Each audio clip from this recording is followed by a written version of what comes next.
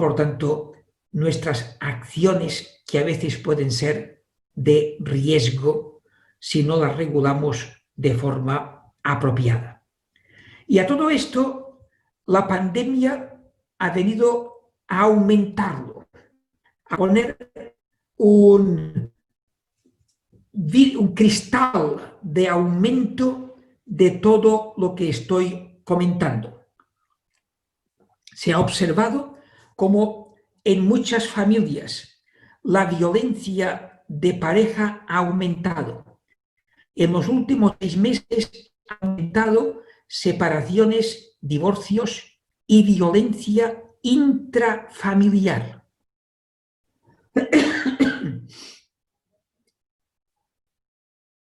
La misma pandemia ha contribuido a aumentar los niveles de ansiedad, estrés, preocupación y depresión.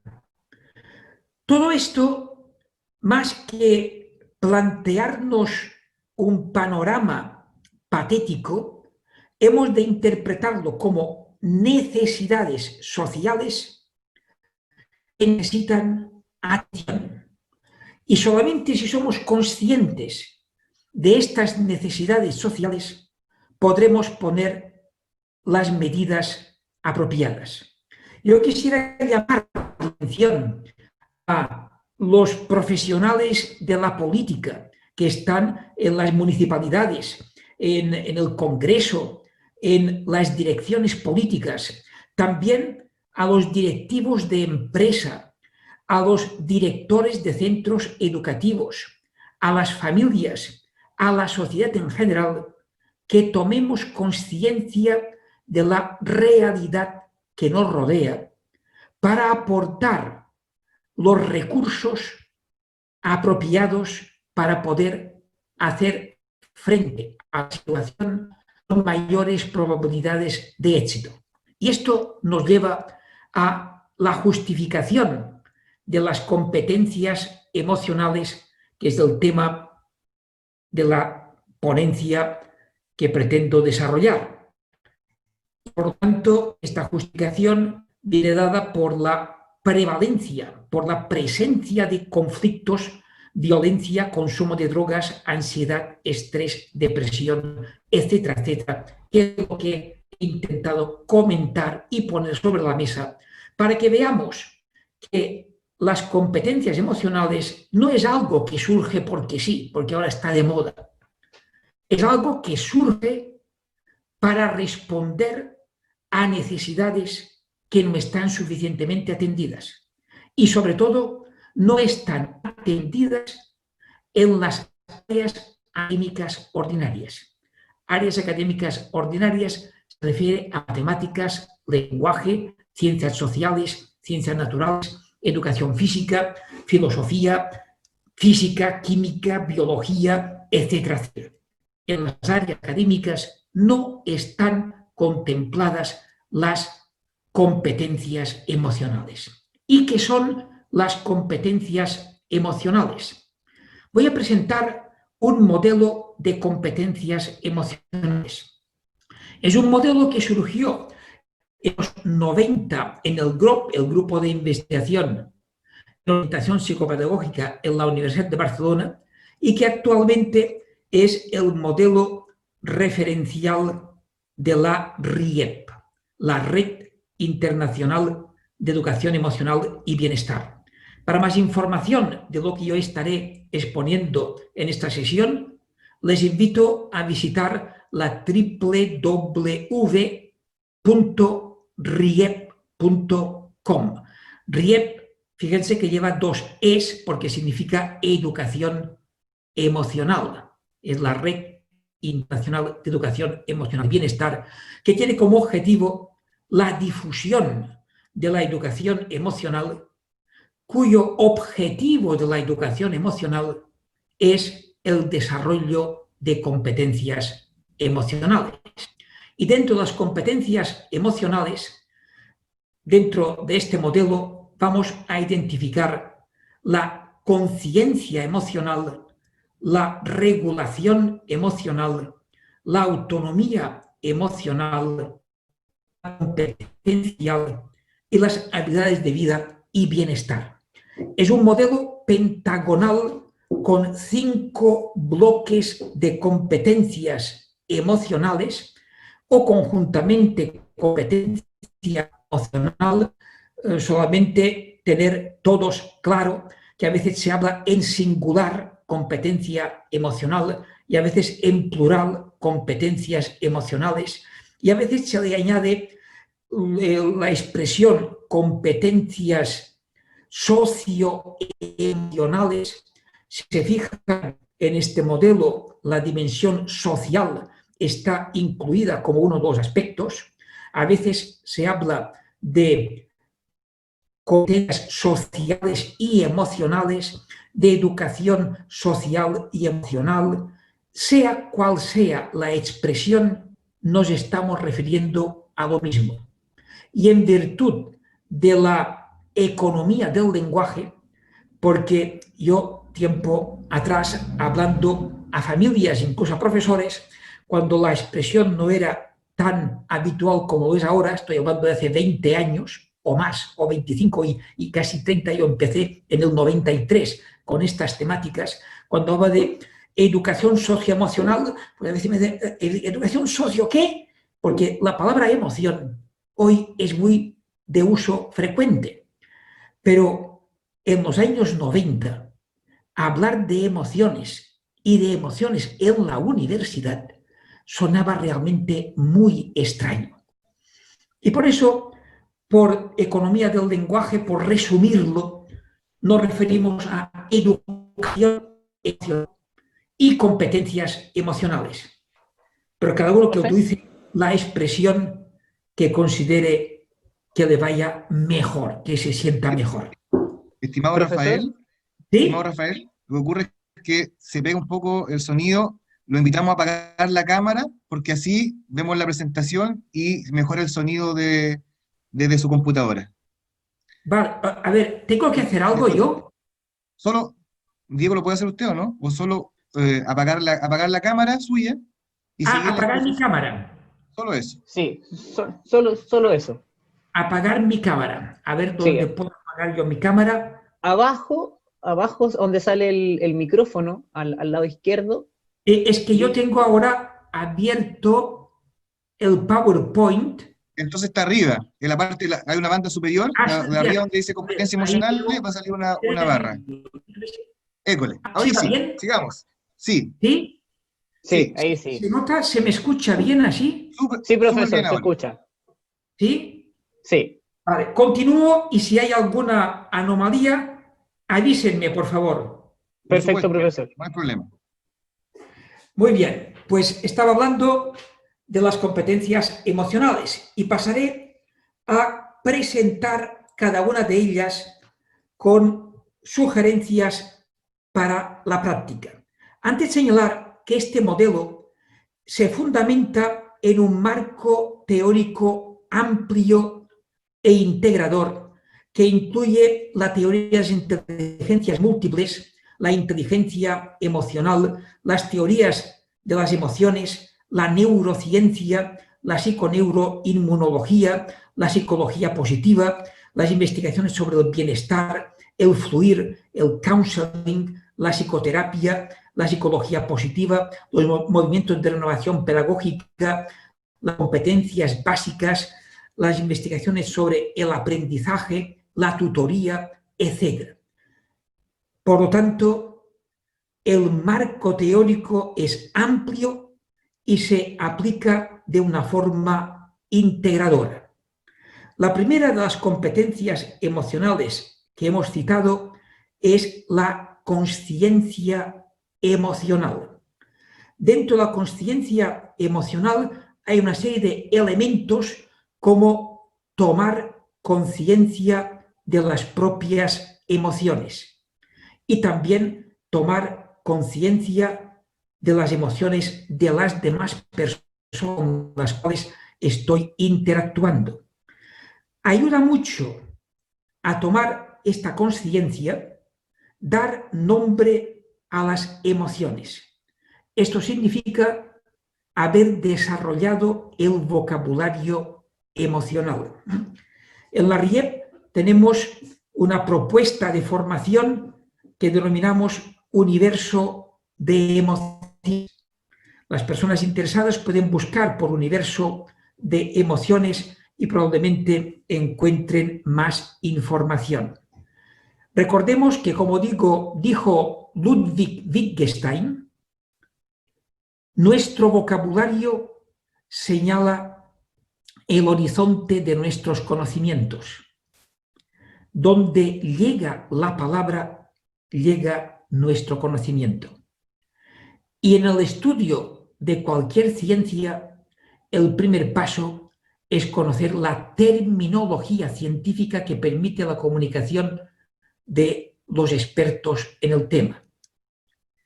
Esto nos ayuda a comprender las emociones de los demás, que es la esencia de la consciencia emocional.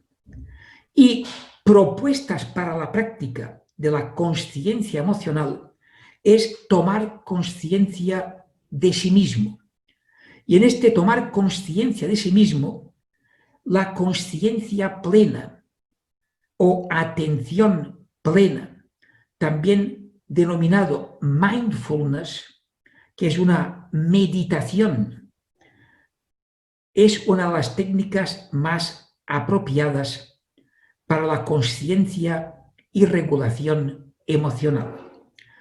Yo voy a referirme con la palabra remind, que son 2 sílabas, remind, que significan de relajación, respiración consciente, M de meditación y mind de mindfulness, para no tener que repetirlo todo cada vez que me refiera a ello, es decir, relajación, respiración, meditación, mindfulness, lo resumimos en remind. Y es una de las técnicas más apropiadas para la consciencia emocional. Sobre conciencia y consciencia. Intencionalmente, si os habéis fijado, hay las 2 palabras en la diapositiva anterior, conciencia y consciencia. Voy a aclarar, porque a veces se me pregunta, ¿esto es conciencia o es consciencia? La palabra conciencia, el conocimiento moral de lo que está bien y lo que está mal. La consciencia con S es un concepto psicológico, así como la palabra conciencia es un concepto de ética y de moral. Consciencia, como concepto psicológico, es la capacidad del ser humano para percibir la realidad y reconocerse en ella. Ambos términos derivan de la misma raíz etimológica latina, consciencia, que significa con conocimiento. Hay múltiples expresiones de conciencia que no son válidas para consciencia. En cambio, consciencia es siempre sinónimo de conciencia, pero conciencia no es siempre sinónimo de consciencia. El vocablo conciencia, por lo tanto, es válido en todos los casos, siempre está correcto. En caso de duda, optar por la palabra conciencia. Así suele evitar el uso incorrecto de conciencia.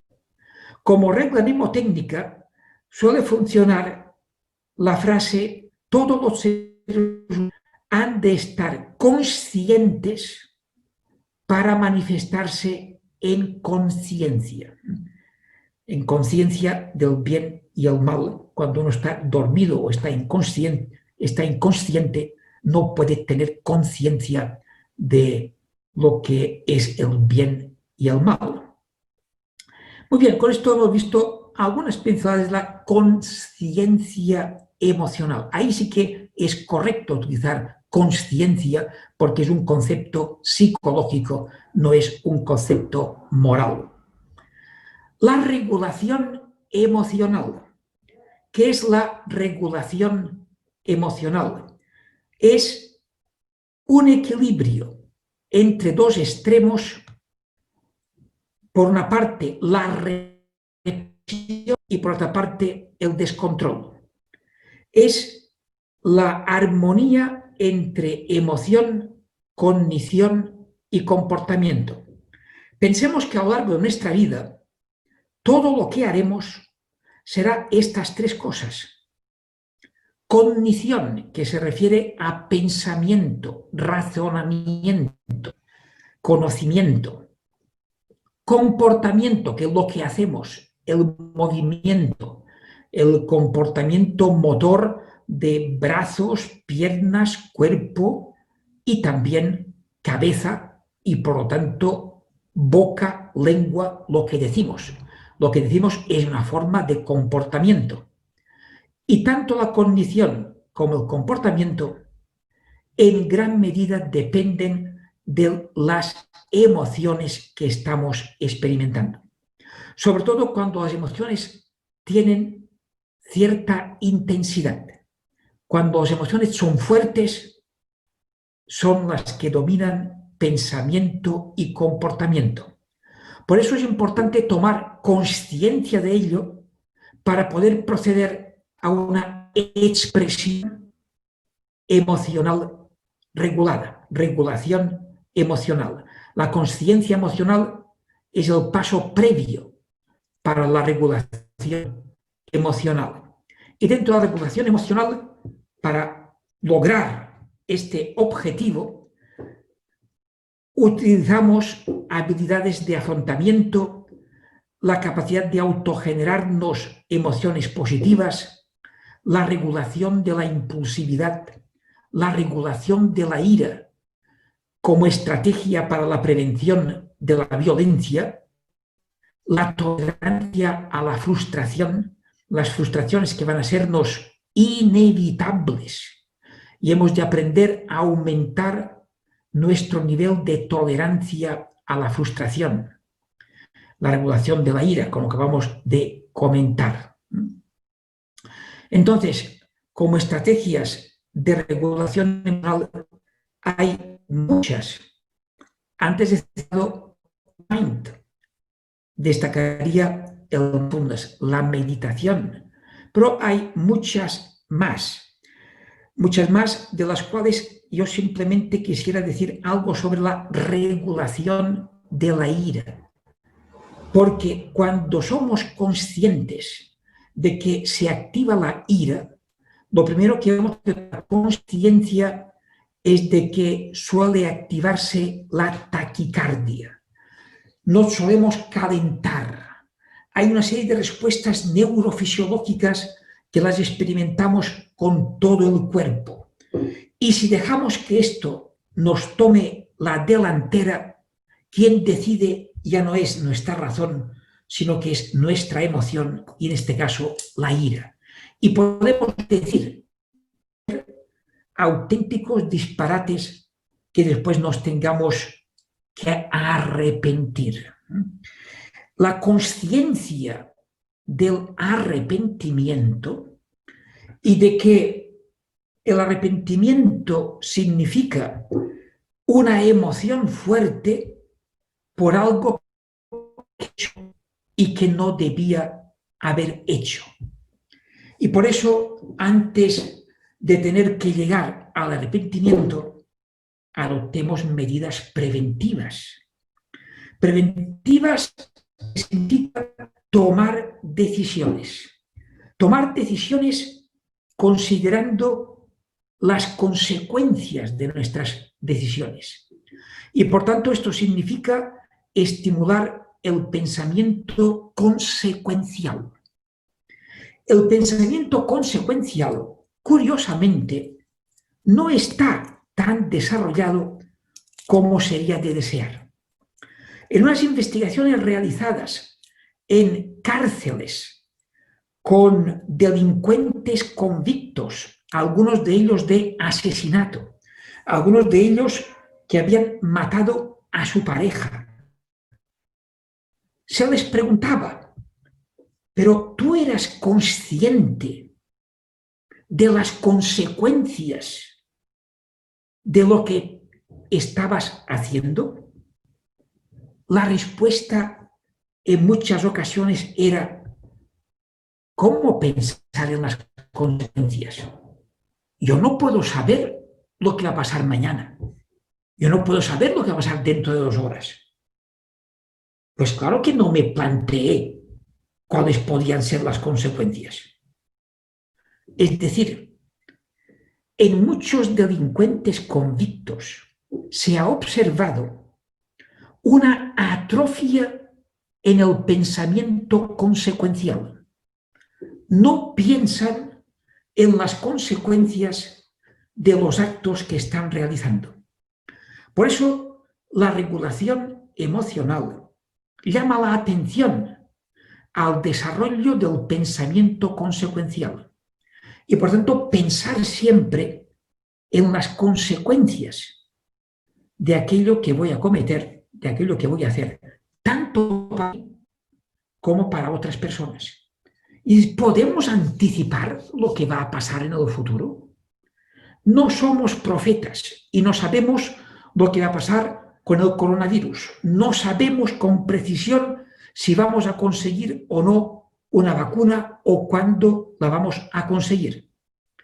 Pero hay ciertas predicciones que sí podemos hacer. Imagínese usted que tiene que atravesar una autopista donde hay 3 carriles que circulan bastante cargados de tráfico. Los coches circulan a 120, 140 kilómetros por hora y por la noche usted quiere atravesar esta autopista. Creo que no hace falta ser lince o ser realmente un superdotado para poder anticipar que las probabilidades de que le pille un coche al atravesar esta autopista son muy elevadas.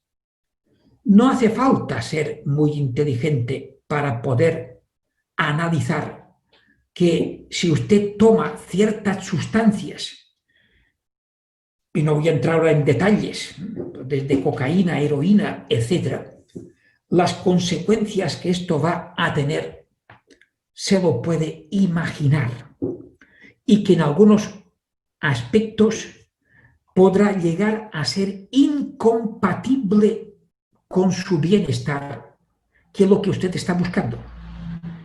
Y por lo tanto, tomar conciencia de la importancia de decidir, optar por renunciar a gratificaciones inmediatas en favor de gratificaciones de orden superior, pero más a largo plazo. Esto es un ejemplo emocional. La regulación emocional se manifiesta de muchas formas en la capacidad para alargar una emoción, acortar otra, cambiar la intensificación, en definitiva, transformar lo que sentimos en aquello que queremos o consideramos que tendríamos que sentir para que todo nuestro organismo funcione mejor en las relaciones que mantenemos en un momento dado. Un paso más de la regulación emocional es la autonomía emocional. La autonomía emocional sería la capacidad para no sentirse seriamente afectado por los estímulos que estamos recibiendo continuamente del entorno y, por lo tanto, no sentirnos seriamente afectados por todo lo que está aconteciendo en torno al COVID o al coronavirus o a la pandemia. Dentro de la autonomía emocional hay una serie de conceptos que empiezan por auto, como son autoconocimiento, el conocimiento de sí mismo, el autoconcepto, qué concepto tengo de mí mismo, la autoaceptación, aceptarse como somos, lo cual no significa el deseo de permanecer como somos indefinidamente, sino la voluntad de, a partir de la autoaceptación, de mejorarnos continuamente. Y al mejorarnos, saber que va a mejorar nuestra autoestima. Nuestra autoestima va a ser muy importante porque nos ayuda a tener autoconfianza y autoeficacia y por lo tanto movilizarnos con automotivación. Fijémonos que dentro de autonomía hay una serie de conceptos que empiezan por auto y dentro de cada una de ellas se derivan programas para la práctica, programas para el desarrollo de la autoestima, de la autoconfianza, automotivación, siempre con actitud positiva, que es uno de los elementos básicos de la educación emocional y que nos lleva a la toma de responsabilidad. Responsabilidad, que es la capacidad para decidir sobre lo que vamos a hacer, pero también la capacidad para decidir qué vamos a hacer con las emociones. ¿Voy a permitir dejarme llevar por mis impulsos, por mis frustraciones? ¿Voy a permitir que la ira sea quien tome las decisiones sobre lo que voy a hacer? ¿O tomo conciencia de que yo decido lo que voy a hacer con las emociones? Y ahí llegamos ya a un nivel bastante elevado de competencia emocional con la autonomía emocional, que dando un paso más nos permite un análisis crítico de normas sociales. Y desgraciadamente, en ciertos contextos, hay unas normas sociales que conceden una prioridad a la violencia. Todavía tenemos una cultura de la violencia que hay que analizar críticamente. Y solamente a partir de este análisis crítico de unos hábitos, de unas costumbres, de una cultura de la violencia, es cuando estaremos en condiciones de cambiarlo.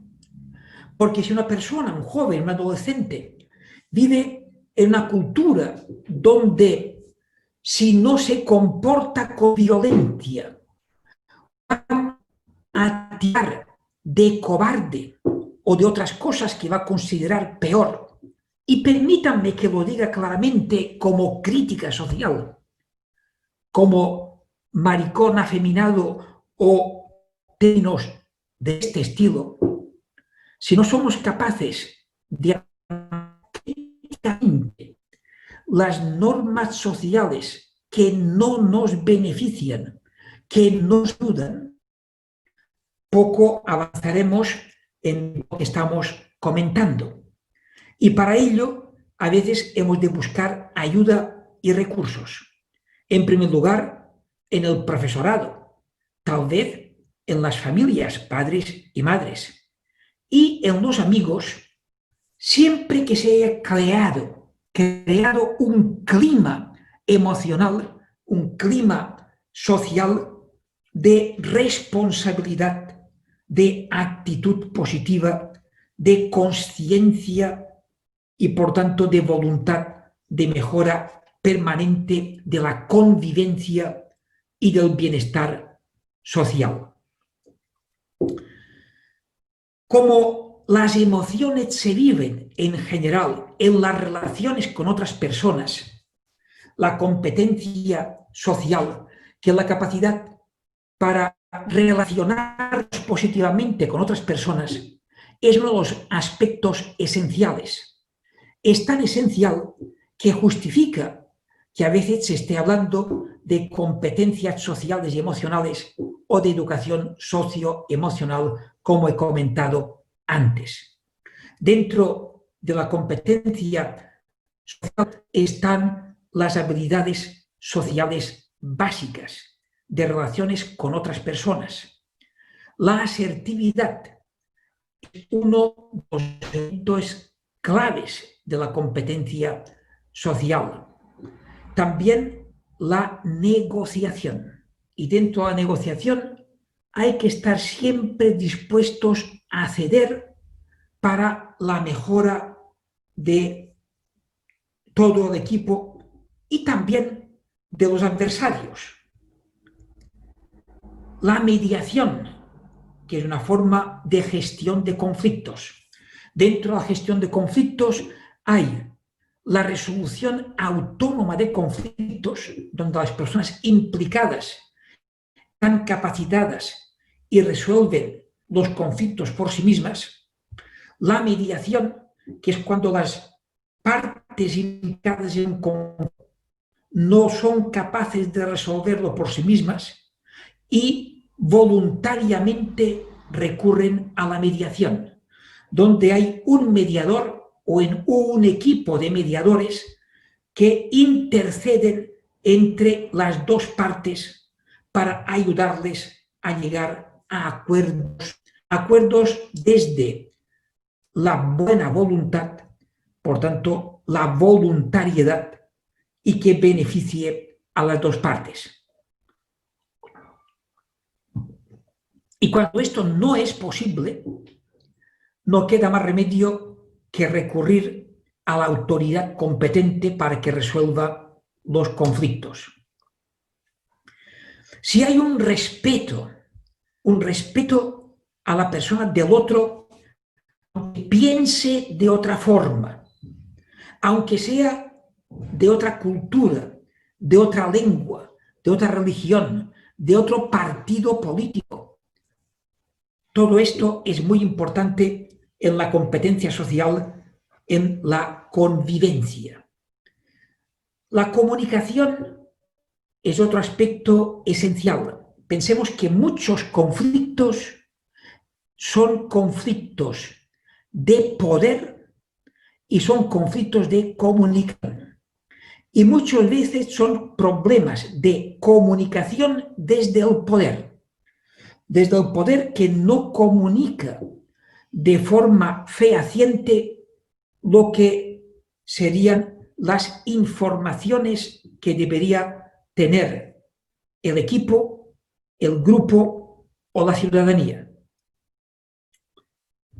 Y compartir emociones con otras personas es otro aspecto que nos abre la puerta de la profundización en la relación interpersonal. A veces, en sentido humorístico, se dice que hay 3 niveles de comunicación entre las personas. El primer nivel de comunicación es el de la cortesía, representado esquemáticamente por las charlas de ascensor. Usted entra en el ascensor junto con otra persona, a lo mejor es un vecino suyo, y usted se siente incómodo estando todo el tiempo que va a permanecer en el ascensor, que a lo mejor será 1 minuto, no será mucho más que 1 minuto, a no ser que sea un edificio muy elevado como el que tienen en Santiago de Chile, que creo que es el edificio más alto de Latinoamérica, que realmente es impresionante, pues ahí sí que a lo mejor sube varios minutos. Pero en general, con 1 minuto, ¿qué le va a decir al compañero que tiene el ascensor? Una comunicación de cortesía. A lo mejor, ¿cómo está usted? A lo mejor algo para mantener simplemente la comunicación y no parecer que soy un antipático.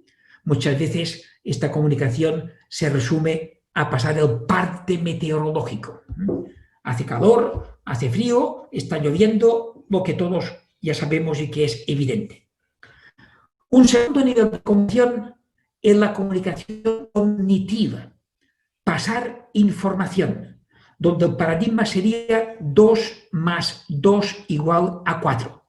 Una clase, en general, es comunicación informativa. La prensa es comunicación informativa. El tercer nivel es la comunicación emocional. Con muy pocas personas de llevar diálogos emocionales. ¿Cómo me siento?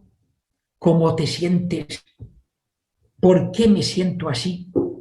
¿Por qué te sientes así? ¿Cómo te gustaría sentirte? ¿Cómo te gustaría sentirme? ¿Qué puedo hacer para sentirme como me gustaría sentir? ¿O qué puedes hacer para sentirte como te gustaría sentirte? ¿O qué puedo hacer yo para que te ayude a sentirte como te gustaría sentirte? Etcétera. Compartir emociones en la pareja, emociones padres-hijos, compartir emociones profesorado-alumnado, compartir emociones entre el alumnado o compartir emociones entre el profesorado es mucho más complejo de lo que superficialmente podríamos pensar. El comportamiento prosocial, la cooperación, el comportamiento prosocial significa hacer actos que van a beneficiar a otras personas. Es como una especie de altruismo, pero que viene validado porque la otra persona expresa que realmente esto le ayuda. Ejemplos de comportamiento prosocial puede ser recoger papeles o objetos en el patio del colegio y después pasar a hacerlo en la calle o en la plaza pública. Puede ser cualquier acto que mejore una situación, desde acompañar a una persona invidente a atravesar la calle, a ayudar a una persona a encontrar lo que está buscando, a ayudar a las personas que se sientan bien en nuestra presencia o hacer lo posible para que puedan satisfacer sus necesidades. El desarrollo del comportamiento prosocial, la prosocialidad, es uno de los aspectos importantes en la educación emocional y que nos llevan a una cierta reflexión sobre lo que es la compasión, lo que es la solidaridad y la prosocialidad. Y la gestión de conflictos. Ya hemos comentado algo de la gestión de conflictos y hay que aprender a gestionar los conflictos. Los conflictos van a ser inevitables. Pero de la inevitabilidad del conflicto, un primer principio es que no debe derivarse nunca ningún tipo de violencia. Esto debería ser un primer principio que todos deberíamos asumir y deberíamos educarnos en base a este principio. La educación, como dijo Nelson Mandela, es el arma más potente que hay en el mundo. Y me doy cuenta de ello a diario. Ayer mismo estaba paseando por la calle, salían unos niños de un colegio y me llamó la atención el diálogo que estaban realizando. Solamente capté unas palabras. Estaban hablando de bullying y utilizaban la palabra bullying, que es el acoso escolar. Esto que hoy en día, en 2020, pasa en niños de 12 años, que hablan de bullying, y que hablan de bullying en el sentido de que saben lo que es y saben que hay que prevenirlo. Esto hace 20 años era impensable, porque hace 20 años eran temas que no se trataban, se daban por supuestas, pero el acoso escolar está, y sobre todo estaba, pero sigue estando en los centros educativos.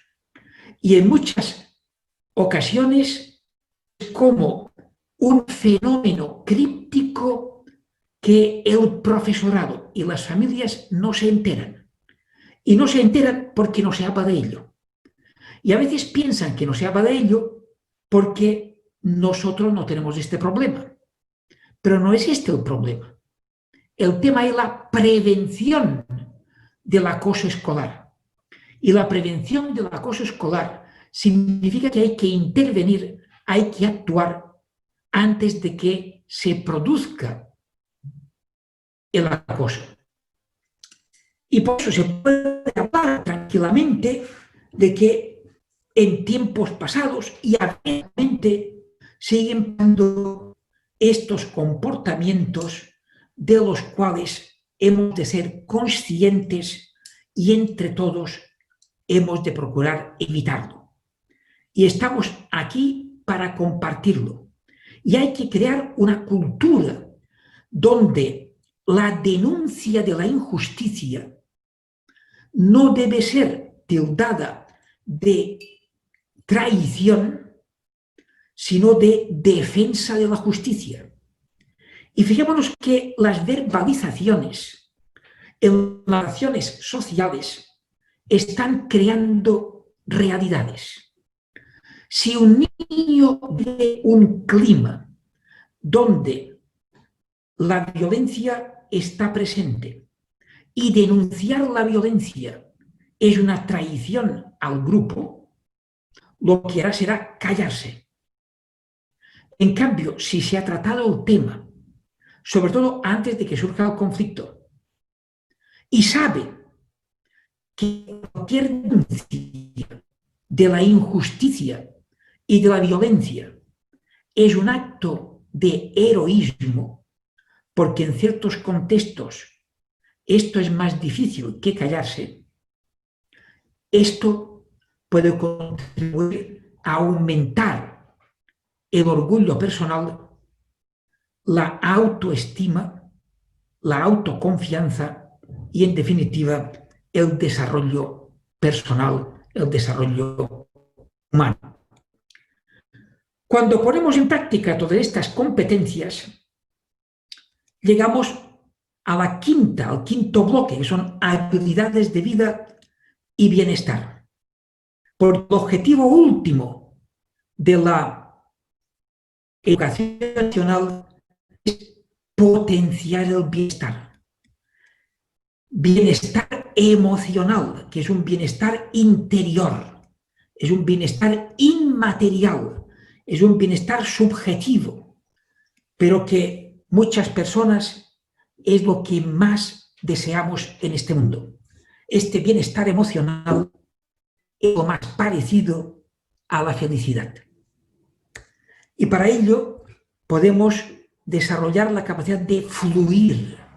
Fluir, que significa gozar, disfrutar en lo que uno está haciendo, disfrutar cuando uno está yendo, disfrutar haciendo la comida, disfrutar cuando uno está paseando, disfrutar cuando uno está aprendiendo. Tenemos la gran oportunidad para aprender.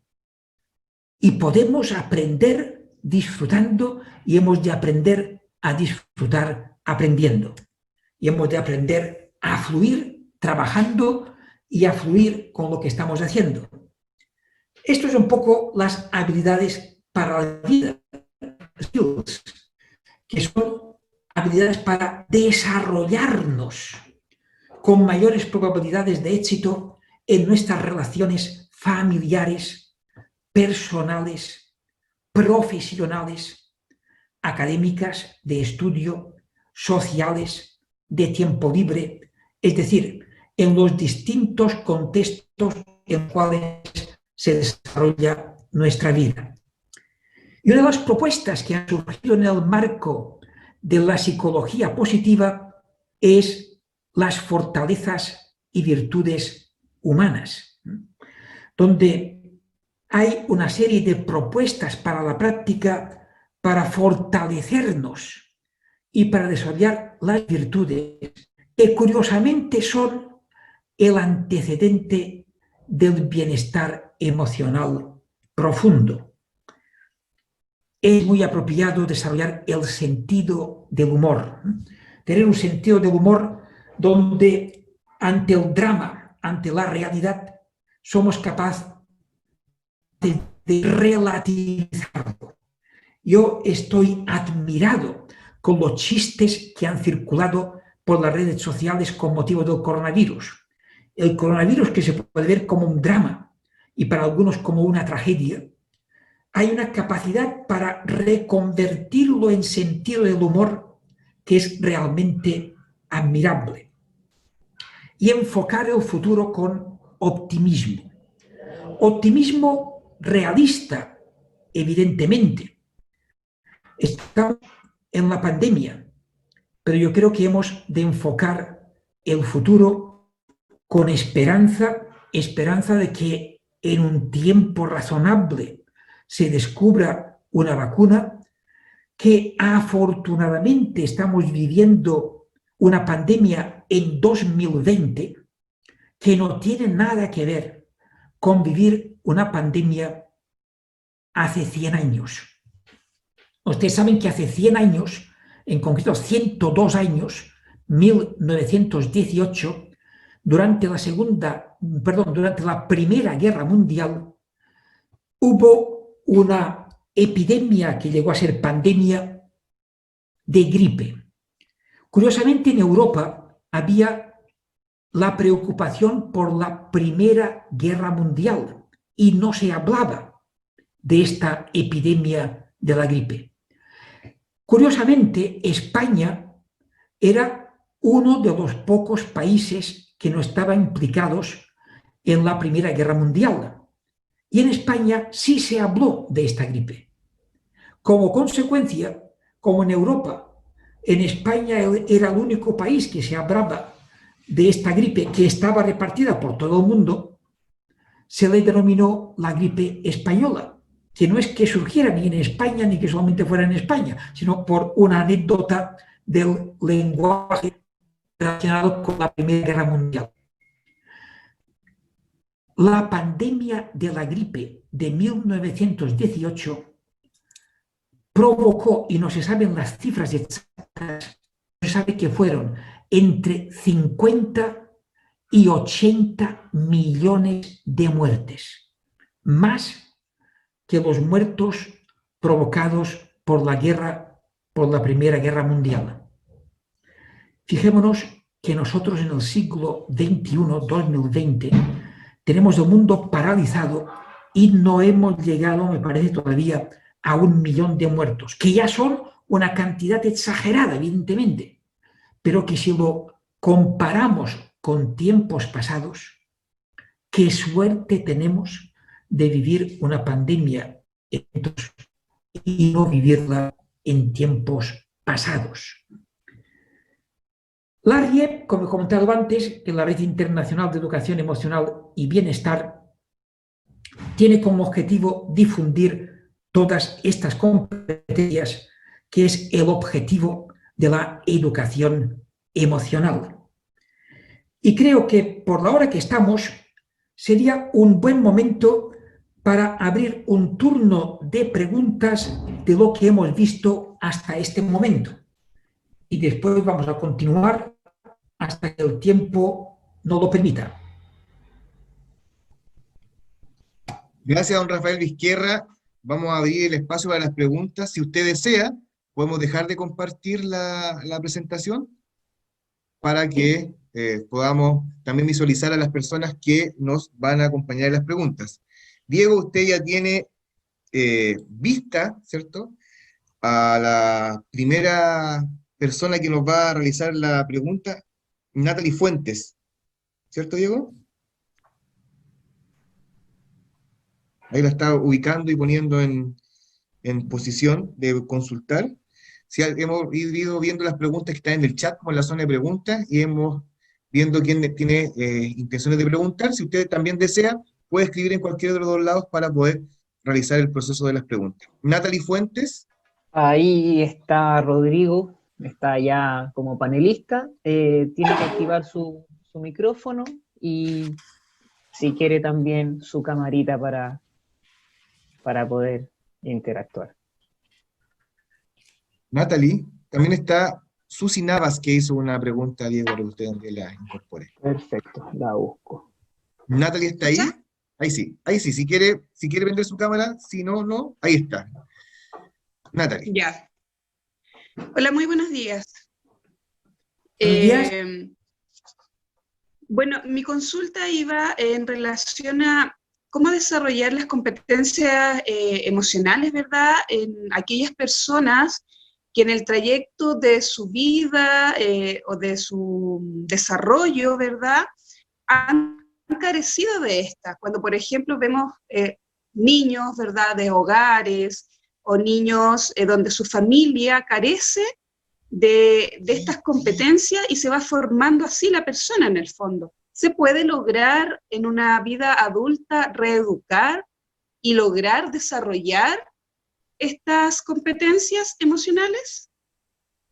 Muchas gracias, Natalie, por esta pregunta. Y la respuesta es sí, es posible, lo cual no significa que sea fácil. Y voy a aprovechar para insistir que la educación emocional debería partir desde el nacimiento, en las familias. Esto significa que entre los primeros destinatarios de las competencias emocionales deberían estar las familias, padres y madres, para poderlo aplicar en su relación de pareja y en su relación con los hijos. Y que los hijos desde muy pequeños empiecen a vivir en un clima emocional saludable. Esto sería el primer deseo. El segundo deseo es que esta labor inicial en las familias fuera continuada después en los centros educativos. Pero para poderlo hacer y poderlo hacer con calidad, se requiere formación del profesorado. Y ahí voy a insistir en la frase que he citado antes de Nelson Mandela, como la educación es el arma más potente que tenemos. Pero la educación no es ni fácil, ni sencilla, ni gratis. La formación del profesorado requiere, en primer lugar, una sensibilización de su importancia y necesidad. Y también lo requiere las familias. Y por eso los primeros compases de la sinfonía que he intentado interpretar sobre las competencias emocionales ha sido sobre la necesidad, que las competencias emocionales son una respuesta a necesidades sociales que no están suficientemente atendidas y que esto requiere un cambio de paradigma en educación para prestar atención a lo que es una educación para la vida, una educación que responda a las necesidades sociales, familiares, políticas, etc. La respuesta es simplemente sí, pero no es fácil. Gracias. Comprendido. Muchas gracias por su respuesta. Gracias, Natalie. También tenemos a Susi Navas para optimizar los tiempos, porque tenemos una cantidad de preguntas. Susi, para que le realice la pregunta a Rafael. Hola, Susi. Tiene que sacar el silencio de su micrófono. El micro. Ya, vamos, Susi. Disculpen. Buenos días a todos, buenos días Rafael, la verdad que un placer escucharlo. Gracias. Desde Malargüe, Mendoza, Argentina, Mi consulta es acerca de qué relación tiene la personalidad de la persona con poder regular sus emociones y tener autonomía emocional. ¿A qué me refiero? Mi preocupación como mamá, como docente, es con aquellos niños que por ahí inclusive se autolastiman al no poder justamente regular sus emociones. Esto tiene que ver con su personalidad, con que es así, se puede cambiar. Muy bien, gracias, Susi.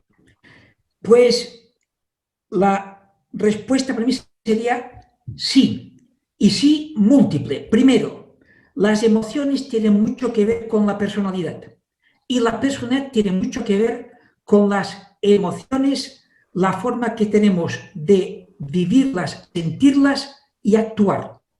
Por ejemplo, un rasgo de personalidad puede ser la introversión o la extroversión.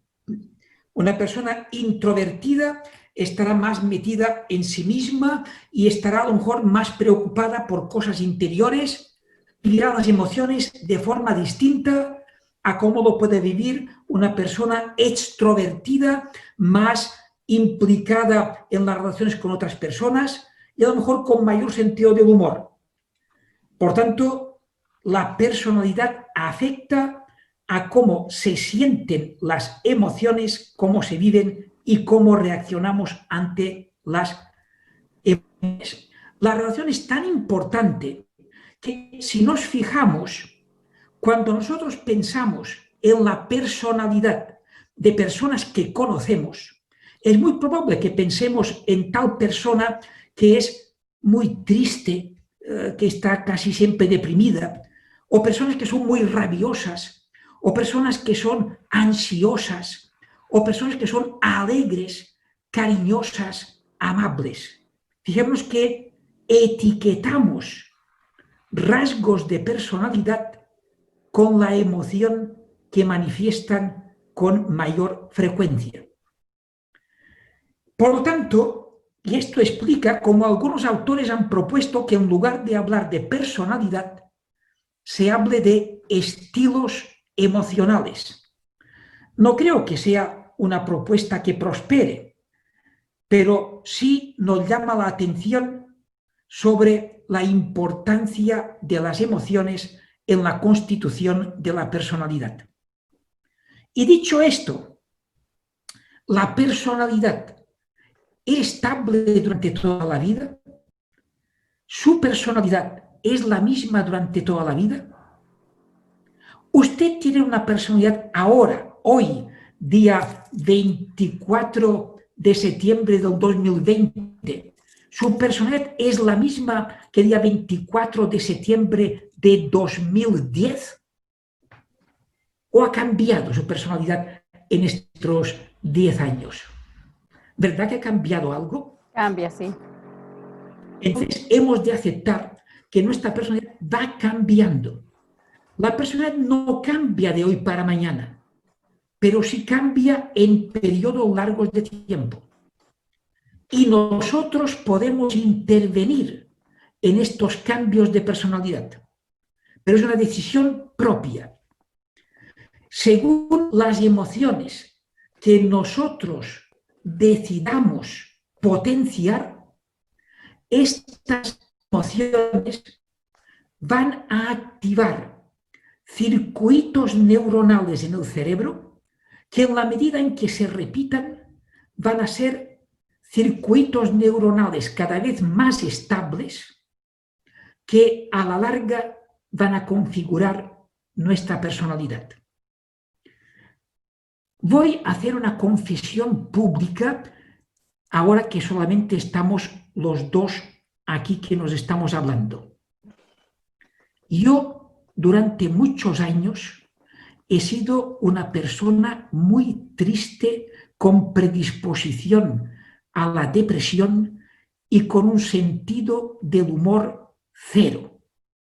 Pero en un momento dado tuve la suerte de conocer algo de lo que estoy hablando ahora y decidí entrenarme.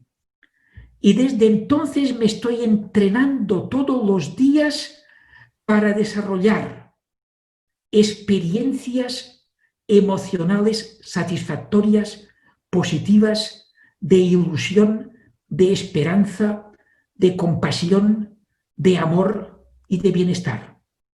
Me entreno todos los días. Y creo que puedo asegurar que en los últimos 20 años mi personalidad ha cambiado tanto que es irreconocible. Esto para mí es una evidencia de la posibilidad del cambio. Como lo es la anécdota que he citado antes de ver a niños de 12 años que están hablando de la prevención del bullying, cosa que era inimaginable hace 20 años. Por tanto, lo que hemos de hacer es sensibilizarnos de la importancia y de la necesidad y saber que poquito a poco, con nuestro granito de arena de cada uno de nosotros, podemos cambiar la humanidad. Gracias, Susi. Gracias, Rafael. Impresionante su testimonio. Muchas gracias. Tenemos las últimas 2 preguntas para hacer en el tiempo. Pedimos a la profesora Carolina Figueroa que saque su sonido del micrófono para hacer la consulta. Si desea la cámara también. Ahí, la cámara también. Buen día, Rafael. Un gusto, como siempre, escucharlo. Creo que he podido y ojalá que muchos y muchas también hayan podido fluir tomándome de sus palabras con lo que hemos escuchado. Quiero hacerle 2 consultas. Cuando usted se refirió a la regulación de la ira, habló sobre el pensamiento consecuencial. Y como nosotros, profesores, profesoras, como mamás o papás, ¿cómo podemos potenciar en nuestros niños, niñas y jóvenes ese pensamiento, el pensamiento consecuencial? Y lo otro es que cuando usted también hablaba de que tenemos que reconocer, ¿verdad?, nuestras emociones, muchas veces nos confundimos porque no sabemos los nombres o no sabemos identificarlas.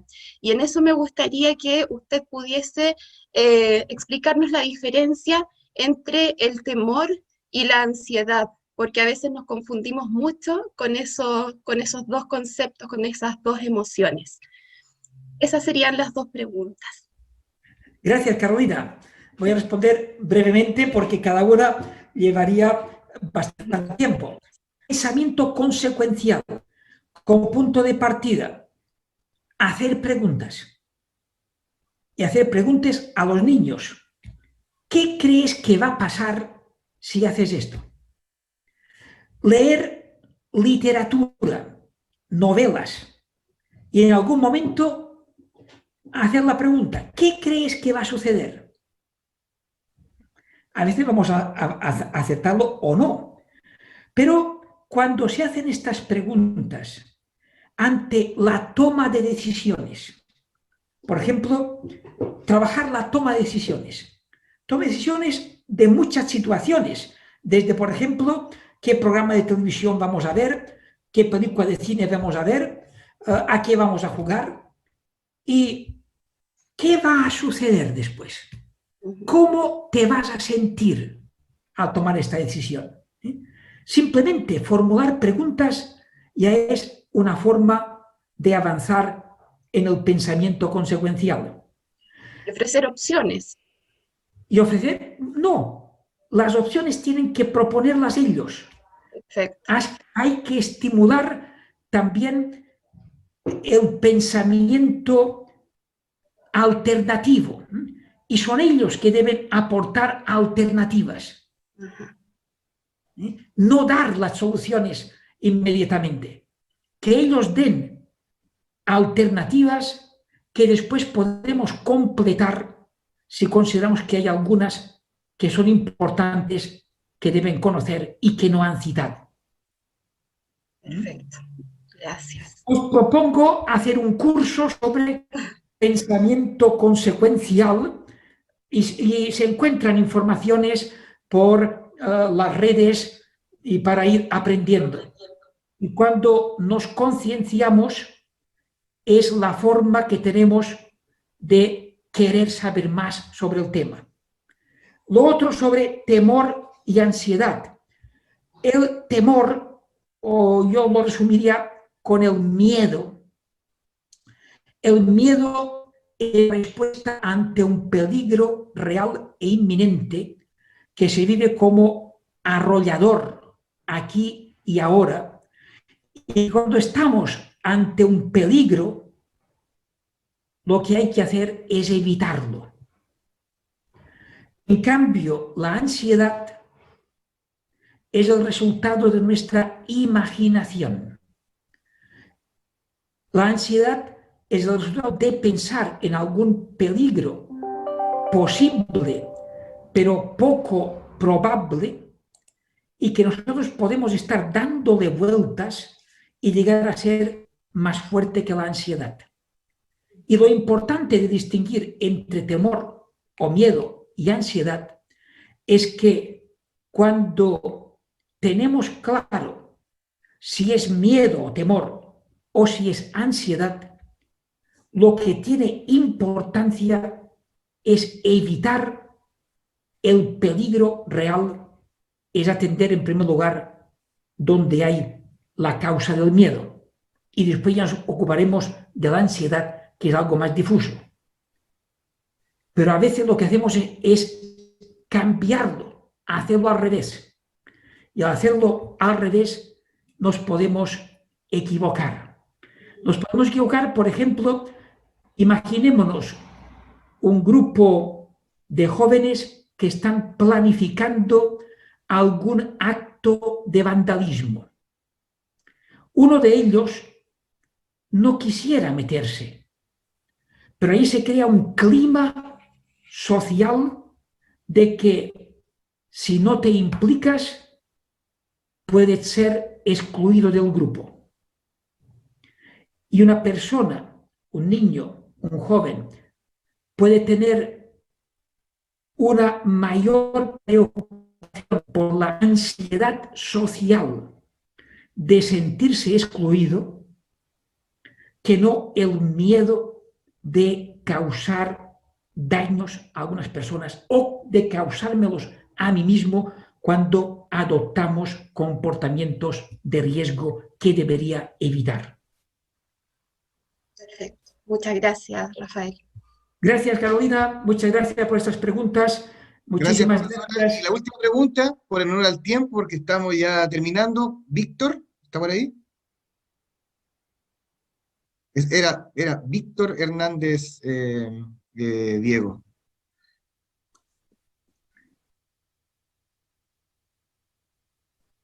¿Diego? Sí, aquí estoy, pero no hay ningún Víctor Hernández. Un problema. Entonces, Víctor. tenemos nosotros... Activa la imagen, por favor. Activa la imagen y como mínimo nos veremos. Me gusta ver la cara de con quien estoy hablando. Diego. Aquí estoy. ¿Cómo está, profesor? Sí. Hola. ¿Tenemos alguien más que alguna pregunta? Ahí está. Ahí está Víctor Hernández, está Diego. Víctor Hernández, sin tilde, con tilde, puede ser la diferencia para buscarlo. Está con tilde escrito, ahí escribió en el chat. Y ahí cerramos para que vamos a la siguiente charla. Aquí está. Ahí está, lo ascendimos. Perfecto.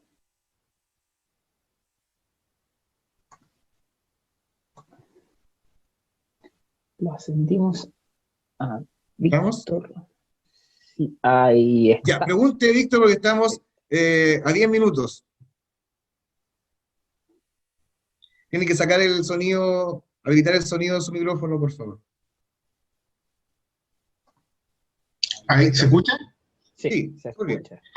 Bien, bueno, Rafael, un honor poder escucharlo y bueno, gran parte de su presentación y de su trabajo hoy día muy atingente, a pesar de que no es nuevo, porque es un trabajo que viene de bastante tiempo.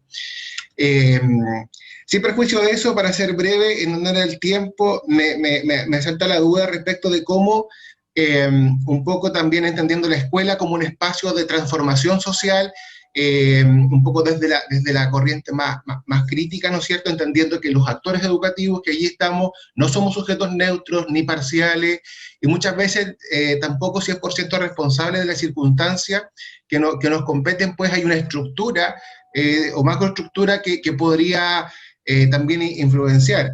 Por tanto, ¿cómo entonces las habilidades, el desarrollo de ciertas habilidades emocionales puede constituirse también desde la escuela como un espacio para romper un poco esta dualidad opresor-oprimido que a veces la sociedad de libre mercado tiende a proyectar? Pues sí, se trata de tomar conciencia de ello, y me alegro mucho de esta pregunta porque precisamente ayer estaba hablando con personas de la Fundación Paulo Freire, que Paulo Freire es toda la filosofía y educación del oprimido, y cómo enriquecer toda la aportación de Paulo Freire, que os recomiendo la lectura de sus obras, de enriquecerlo con la dimensión emocional. Porque cuando lo enriquecemos con la dimensión emocional, es tomar conciencia de cómo me siento al ser oprimido y cómo se debería sentir el opresor. Porque si en el opresor hubiéramos desarrollado la empatía, la compasión, el amor, el respeto, que son emociones, pues ¿qué es lo que estamos buscando en este mundo? Estamos buscando que el tiempo que estemos vivos, que en el mejor de los casos serán 80 años, 90 años, pero que esto no es nada en comparación con los 15.000 millones de años que llevamos del universo, es una fracción de segundo, que este tiempo las personas podamos gozar, nos podamos sentir libres, nos podamos sentir solidarios, nos podamos sentir con el bienestar que nos proporciona el deber cumplido, con el bienestar que nos puede proporcionar un comportamiento prosocial. Fijémonos que yo, por ejemplo, estoy preguntando, y ahora preguntaría a los que me están escuchando, ¿usted qué prefiere? ¿Pedir un favor o hacer un favor? Piénselo un momento. ¿Usted, Víctor, qué prefiere? ¿Hacer un favor o pedir un favor? ¿Se atrevería? Sí, hacer un favor. Hacer un favor. Hacer un favor. Muchas gracias, Víctor. Pues si usted prefiere hacer un favor, es porque piensa que va a tener una satisfacción profunda, mayor, al hacer un favor que al pedir un favor.